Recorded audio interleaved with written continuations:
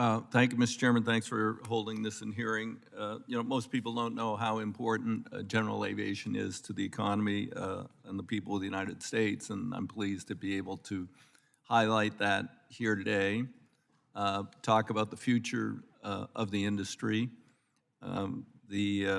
potential growth into the future, the needs on the ground. Out of the IIJA, we allocated $2.5 billion to non-primary commercial service and GA airports. I don't know that that's adequate, probably not, but it's a start on dealing with that. I had the privilege last weekend or the end of last week, to be up in the Columbia Gorge and see a very innovative instrument landing system at the Dalles, where the FAA had spent $9 million for an ILS that they can't use because it gets too much bounce off. It's basically in a bowl.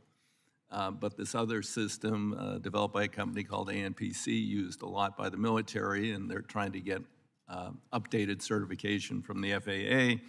I went up in a small plane, and I got to witness it on the ground. It's an extraordinary system, which would help dramatically for GA and allow us to have a lot more airports that could have systems like that. I'm not selling that particular one. There may be others like that, but I was very impressed, and it's much less expensive than your traditional ILS. It took us over 3 years to get ILS into Roseburg, Oregon, because of terrain issues, having to buy some property from a landowner so we could take down some trees and blah, blah, blah, and we still have very limited approach there.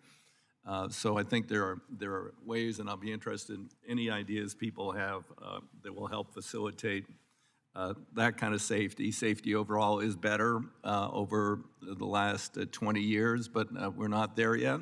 There's still too many accidents, and I'm going to be interested in hearing ideas about how we can make GA safer, whether it has to do with training or equipage or the airports themselves. What are the issues that you all see?